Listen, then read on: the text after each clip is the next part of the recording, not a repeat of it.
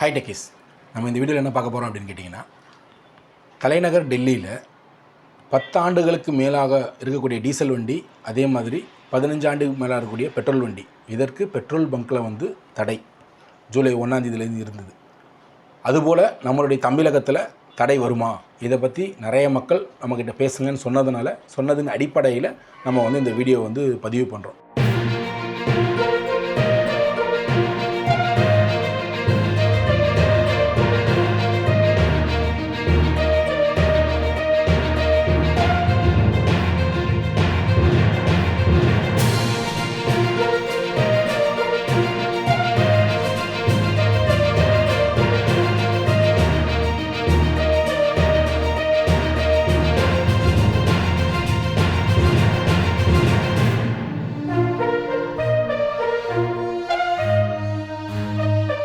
நம்மளுடைய யூடியூப் பார்வையாளர் நல்லா தெரியும். நம்ம வந்து ஒரு 10 வருஷத்துக்கு மேலே யூடியூப் சேனல் வச்சு ரன் பண்ணாலும் நம்மளால் வந்து பார்த்திங்கன்னா ஒரு எடிட்டரை கரெக்டாக போட்டு அது வீடியோ ஃபோக்கஸாக நம்ம எடுத்ததில்லை. நம்ம ஃபோனில் எடுப்போம், அது அப்படியே கண்டினியூவாக போகும். அதன் அடிப்படையில் வந்து பார்த்திங்கன்னா நம்ம ப்ராக்டிக்கலாக பண்ணுற வீடியோஸ் மட்டும்தான் அதிகமான நம்ம பதிவு செஞ்சுட்டு இருந்தோம். ஆனால் அதிகமான மக்கள் வந்து பயனுள்ளது, அதாவது ஆட்டோமொபைல் தொடர்பாகவும் வெஹிக்கிள் தொடர்பாகவும் உங்களுக்கு பயனுள்ளதாக வந்து எங்களுக்கு போஸ்ட் பண்ணுங்கள் அப்படின்னு சொன்னதன் அடிப்படையில் இப்போ நம்ம வந்து எடிட்டர் ஒன்று போட்டிருக்கோம். அதனால் வரக்கூடிய காலத்தில் நம்ம வந்து பார்த்திங்கன்னா முடிஞ்ச வரைக்கும் தேவையான அப்டேட்ஸ் உடனே உங்களுக்கு கொடுக்கணுன்றதை நாங்கள் விரும்புகிறோம். இதற்கு இவ்வளோ நாள் ஆதரவு கொடுத்த பார்வையாளர்கள் வரக்கூடிய காலத்திலையும் அதுபோல் ஆதரவு கொடுக்கும்படி அன்புடன் கேட்டுக்கொள்கிறேன். அதே மாதிரி நம்மளுடைய காணொலிகள் உடனுக்குடன் உங்களுக்கு தெரிய நம்மளுடைய சேனலை நீங்கள் சப்ஸ்கிரைப் பண்ணுங்கள், மறக்காமல் பெல் பட்டனை கிளிக் பண்ணுங்கள். வாங்க நம்ம வீடியோக்குள்ளே போகலாம். இப்போது நம்ம என்ன பார்க்குறோம் அப்படின்னு கேட்டிங்கன்னா, ஜூலை 1ஆம் தேதி 2025 இதிலிருந்து பெட்ரோல் மற்றும் டீசல் வாகனம், அதாவது 15 ஆண்டுகளுக்கு மேலான பெட்ரோல் வண்டி, 10 ஆண்டுகள் மேலான டீசல் வண்டி, இந்த வாகனங்களுக்கு குறிப்பாக டெல்லியில் உள்ள 500 பெட்ரோல் பங்க்கில் பொருத்தப்பட்டிருந்த முக்கியமான ஒரு கேமரா ANPR அப்படின்னு சொல்லக்கூடிய ஆட்டோமேட்டிக் நம்பர் பிளேட் ரெகனைசேஷன் அப்படின்னு சொல்லக்கூடிய ஒரு கேமரா மூலியமாக 29 வண்டிகளை வந்து சீஸ் செஞ்சுருக்காங்க. இதில் மிக முக்கியமாக கார்களுக்கு 10,000 ரூபாவும் பைக்குகளுக்கு 5,000 ரூபாவும் ஃபைன் போட்டு இதன் அடிப்படையில் 29 வண்டியை சீஸ் பண்ணியிருக்காங்க. இது இவ்வளோ பெரிய ஒரு இஷ்யூ ஆகிறதுக்கு முக்கியமான காரணம் என்ன அப்படின்னு கேட்டிங்கன்னா, காற்று மாசுபாடு அப்படின்றது டெல்லி கவர்மெண்ட் முன்வைக்கிறாங்க. இப்போ இந்த காற்று மாசுபாடு அப்படின்னும் போது ஒரு வருடத்துடைய கடைசி நம்ம குளிர்காலம் சொல்கிறோம்ல, அக்டோபர், நவம்பர், டிசம்பர், இதில் மற்ற எல்லா மாநிலங்களை விட டெல்லியில் வந்து அதிகப்படியான காற்று மாசு இருக்கும். 51% காற்று மாசு ஏற்படும்.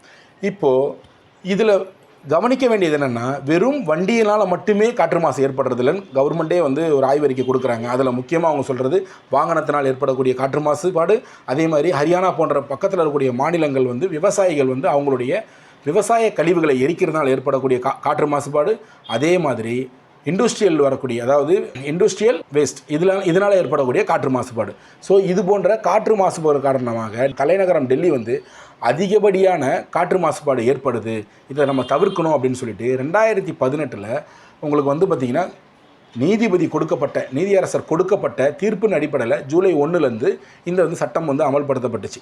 இப்போ இது வந்து உங்களுக்கு முன்னாடியே தெரியாது, கிட்டத்தட்ட வந்து பார்த்திங்கன்னா அப்ராக்சிமேட்டாக ஒரு 8 வருஷத்துக்கு முன்னாடியே தெரிஞ்சது தானே. ஏன் திடீர்னு வந்து இவ்வளோ பெரிய இஷ்யூ ஆகுது அப்படின்னா, அதை வந்து சரியாக கவனிக்காத மக்கள், அதனால் ஏற்பட்ட விளைவுகள், இதுதான் வந்து பார்த்திங்கன்னா இப்போ நம்ம முக்கியமாக கவனிக்கணும். ஏன்னா வந்து எந்த இடத்துல ஒரு தவறுலேருந்து நம்ம பாடம் கற்றுக்கலனா தான் அது ஒரு மிகப்பெரிய தவறு. அப்போ நம்ம சென்னை தமிழ்நாட்டு மக்கள் நம்ம தெரிஞ்சிக்க வேண்டியது என்ன அப்படின்னு கேட்டால், அங்கே ஏற்பட்ட பிரச்சனைகள் என்ன, எதனால் அவங்க வந்து விட்டாங்க, அவங்க வந்து கவனிக்காமல் விட்டதும் இது வந்து சராசரியாக போயிடும் அப்படின்ற மாதிரி.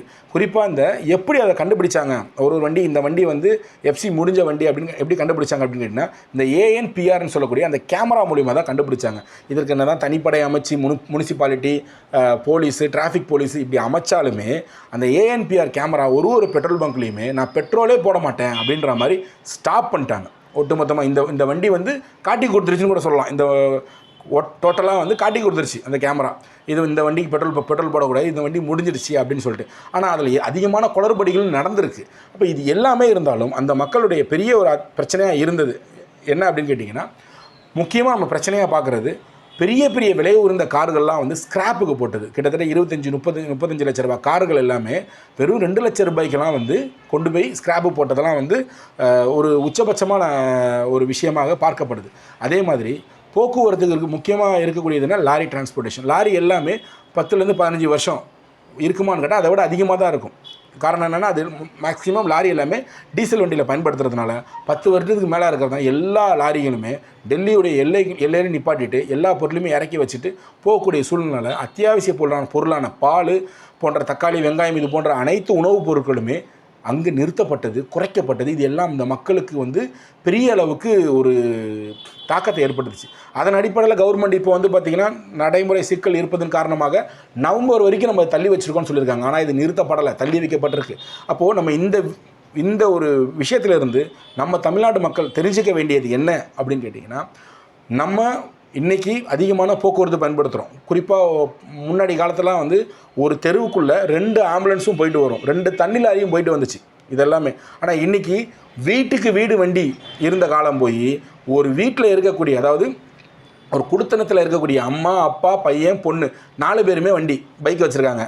வீட்டுக்கு 1க்கு 2 கார் வச்சுருக்காங்க. இது எல்லாத்தையுமே ரோட்டில் நிப்பாட்டுறாங்க. இவ்வளோ தூரம் வண்டியுடைய தேவைகள் வந்து அதிகமாகிடுச்சு அப்படின்னு கூட நம்ம சொல்லலாம். அப்போ இப்படிப்பட்ட சூழ்நிலை நம்ம அதிகமாக பழைய வாகனங்கள் வாங்கும்போது நம்ம கவனிக்க வேண்டியது என்ன அப்படின்னு கேட்டிங்கன்னா, நாம் மாற்றத்தை நோக்கி நகரணும். மாற்றம் ஒன்றே மாறாதது. விலைகள் கண்டிப்பாக, புதிய வாகனங்களுடைய விலைகள் கண்டிப்பாக குறையும். வெயிட் பண்ணி புதிய வண்டி வாங்குவது மிகவும் சிறந்தது. காரணம் என்னென்னா, நீங்கள் இப்போ ஒரு 8 வருஷம் வண்டி வாங்குறீங்க அப்படின்னா 2 வருஷம் நம்ம ஒன்றும் சென்னையும் தமிழ்நாடும் வந்து தப்பிக்கிறதுக்கு பெரிய தூரம்லாம் கிடையாது. காரணம் என்னென்னா, அவங்களுடைய பார்வையில் 4 மெட்ரோபால் சிட்டியுமே வந்து பொல்யூட்டட் ஏரியா அப்படின்ற மாதிரி தான் குறிப்பிட்றாங்க. அப்போ சென்னையும் 4 மெட்ரோபால் சிட்டி தான். டெல்லி, சென்னை, மும்பை அண்ட் கல்கட்டா, இந்த 4மே மெட்ரோபால் சிட்டி. அப்போ இதில் வந்து பார்த்திங்கன்னா சென்னையும் உள்ளடக்கப்படலாம். அப்படின்றதுனால நம்ம இந்த காணொலி வாயிலாக நம்ம மக்களுக்கு கொடுக்கக்கூடிய அறிவுரை என்ன அப்படின்னு கேட்டிங்கன்னா, நீங்கள் பழைய வண்டி வாங்க போகிறீங்க அப்படின்னா அதன் அடிப்படையில் ரொம்ப அழகாக தெளிவாக நம்ம அடுத்த கட்ட நகர்வை எப்படி கொண்டு போய் சேர்க்கலாம், இப்போ இந்த வண்டி வாங்கினா கரெக்டாக இல்லையா அப்படின்றத பார்க்கணும். அண்ட் தென் ஃப்யூச்சராக இருக்கக்கூடிய, அதாவது எல்பிஜியாக இருக்கலாம் அல்லது அடுத்தபடியாக இருக்கக்கூடிய ஈவியாக இருக்கலாம், இதை நோக்கி நகருவது காலத்துடைய கட்டாயம். ஸோ நான் ஈவியை வந்து ப்ரொமோட் பண்ணுறேன், எல்பிஜியை ப்ரொமோட் பண்ணுறேன். ஃபியூலை வந்து நம்மளால் தவிர்க்கவே முடியாது. ஆனால் பொல்யூஷன் காரணமாக இது போன்ற சட்டங்கள் வரும்போது மக்களுக்கு இது வந்து பாதிப்பாக அமையும் என்பதை நம்ம இந்த காணொலி வாயிலாக நம்ம மக்களுக்கு வந்து தெரிவிக்கிறோம். ஸோ இதுதான் இந்த வீடியோவுடைய மையக்கரு. இந்த வீடியோ உங்களுக்கு பயனுள்ளதாக இருக்கும்னு நான் நம்புகிறேன். மேலதிக கேள்விகளுக்கும் அதே போல் இது போன்ற வேறு எந்த காணொலியில் உங்களுக்கு வேணும் விரும்புகிறீங்களோ அதை வந்து கீழே கமெண்ட் பண்ணுங்கள். அதை முடிஞ்ச வரைக்கும் உங்களுக்கு எளிமையான முறையில் கொடுக்கறதுக்கு நாங்கள் முயற்சி செய்கிறோம். நான் அடுத்த காணொலியில் சந்திக்கிறேன். அது வரைக்கும் உங்களிருந்து விடைபெறுகிறேன். நன்றி.